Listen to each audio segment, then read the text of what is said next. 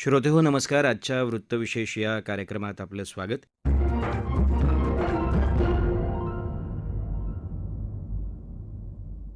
श्रोतेहो, गेल्या 100 दिवसांपेक्षा जास्त दिवसांपासून पश्चिम आशियातला संघर्ष सुरू आहे. अमेरिका आणि इस्रायलनं इराणविरुद्ध युद्ध सुरू केल्यापासून आजतागायत हा संघर्ष थांबला नव्हता. या संघर्षाची झळ प्रत्यक्ष युद्धात सहभागी असलेल्या देशांशिवाय अवघ्या जगाला सोसावी लागली.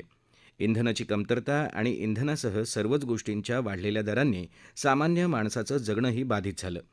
म्हणूनच हा संघर्ष थांबावा अशी आशा अवघं जग करतंय.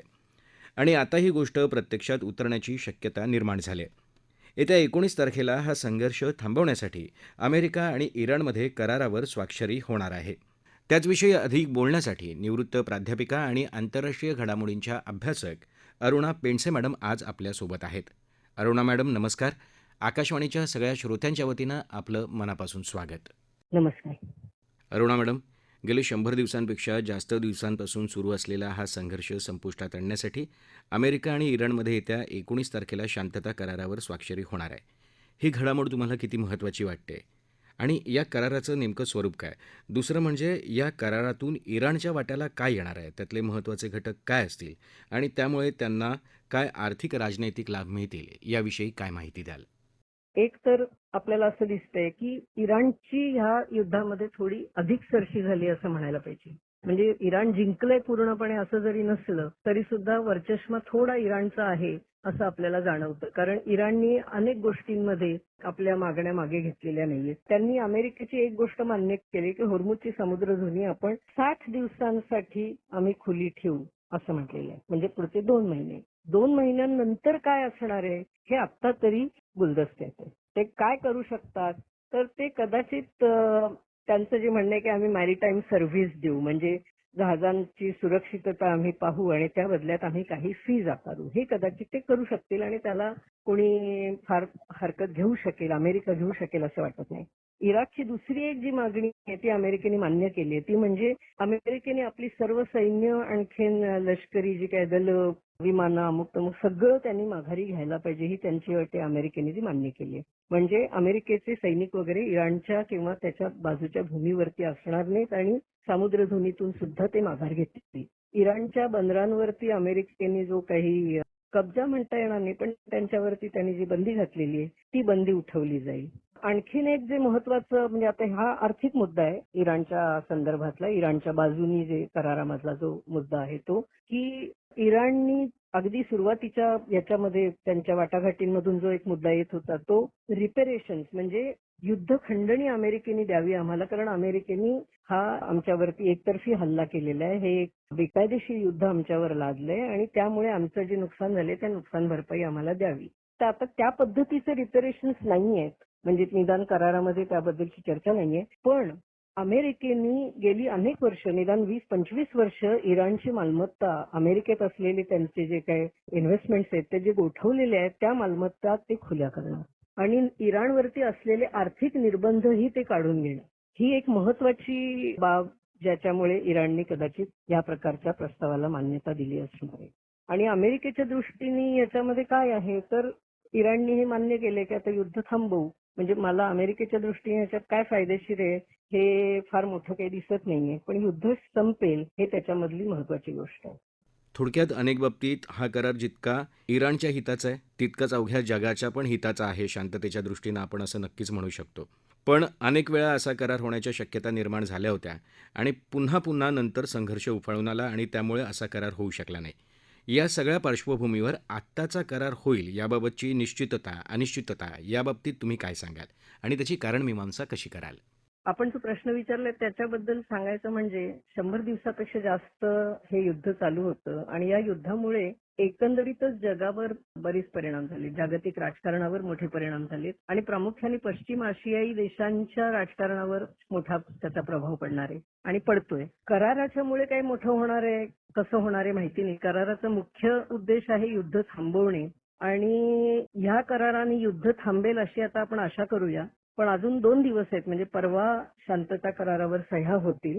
पण आधीचे सुद्धा ह्याच पद्धतीचे जे प्रयत्न होते ते प्रयत्न बघता बघता कोसळलेले आपल्याला दिसले आणि त्याचं एक कारण आपल्याला दिसतं आणि ते अजूनही तसंच आहे आणि त्यामुळे ही चिंता आहे अजून. मला असं वाटतं जगात जे कोणी या घडामोडींचा अभ्यास करतायत त्यांच्याही डोक्यामध्ये ते आहे. ते म्हणजे इस्रायल.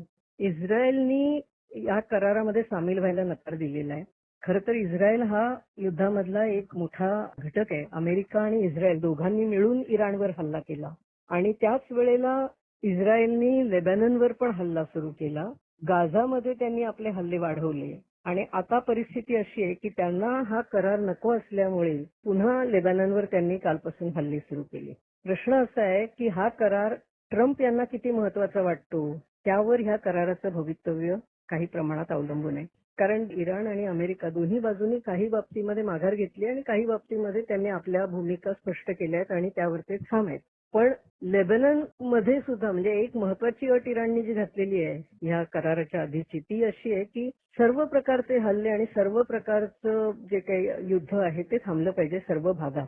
त्याच्यामध्ये लेबनन पण येतं. आता ही गोष्ट ते किती रेटतात हे आपल्याला बघावं लागेल. पण मला असं वाटतं की या बाबतीत ट्रम्प यांनी काही प्रमाणात इस्रायलच्या बाबतीत नाराजी दर्शवलेली आहे. त्यांनी नेतान्याहू यांच्याबद्दल असंही म्हटले की हा फारच कठीण माणूस आहे. पण कदाचित अमेरिका पुन्हा एकदा इस्रायलच्या ह्या ट्रॅपमध्ये न अडकता अमेरिकेने जर का पुढाकार घेऊन पुढे गेले आणि इराणने ही आपली अट थोडी हलकी केली तर हा करार होईल.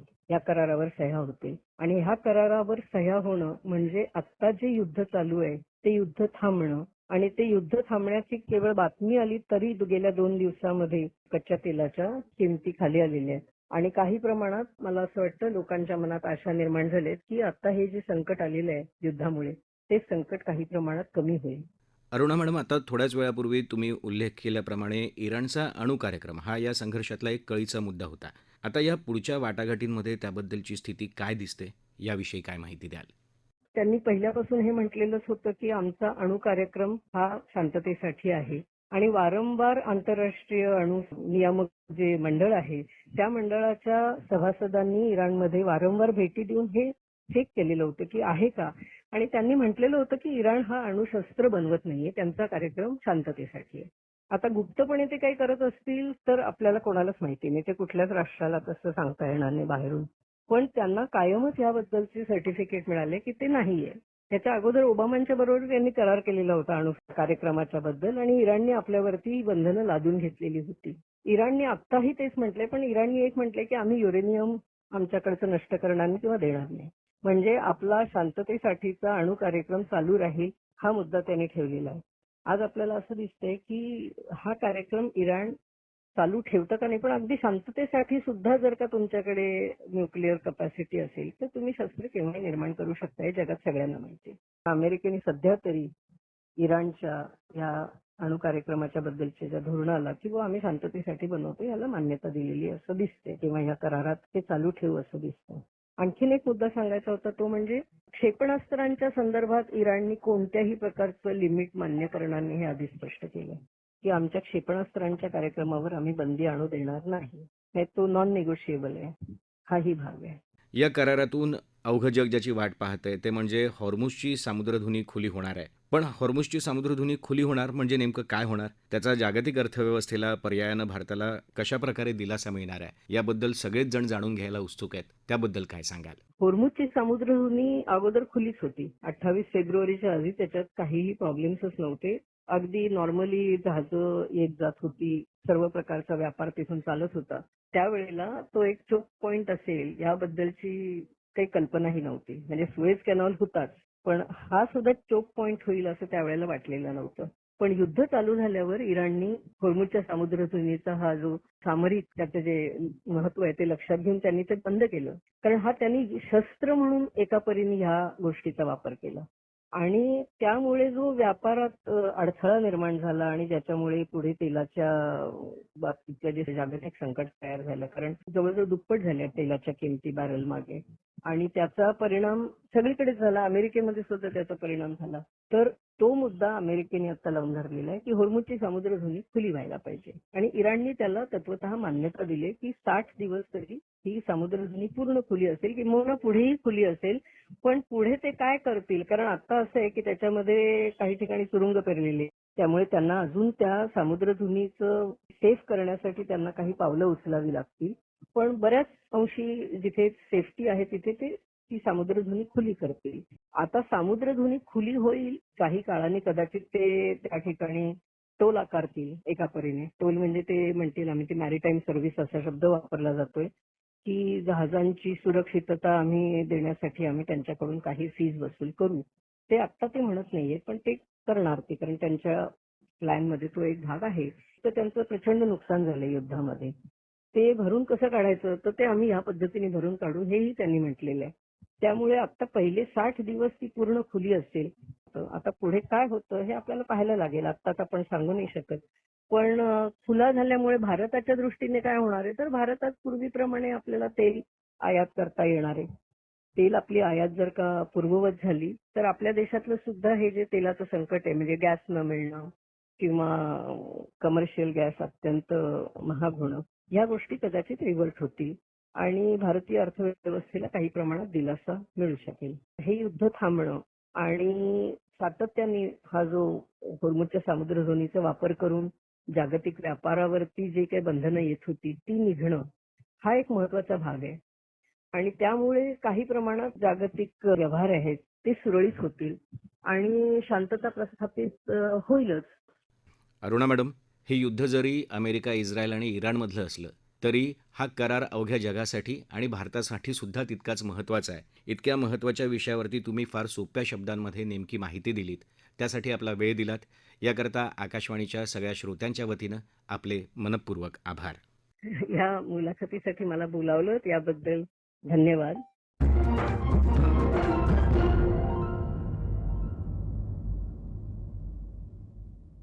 श्रोतेहो, आपला वृत्तविशेष हा कार्यक्रम आपण न्यूज ऑन AIR या ॲपवर लाईव्ह ऐकू शकता. यासोबतच आमच्या मुंबई एअर न्यूज या यूट्यूब वाहिनीवर तसंच आकाशवाणी मराठी बातम्या या पॉडकास्ट चॅनलवर देखील या कार्यक्रमाचं ध्वनिमुद्रण आपल्याला कधीही ऐकता येईल.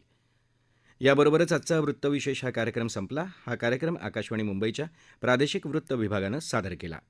संपादन आणि सादरकर्त्या संगीता गोडबोले, निर्मिती सहाय्य शीतल जाधव, लेखन आणि समन्वय सोनाली मनसेकर आणि मुलाखत तुषार पवार.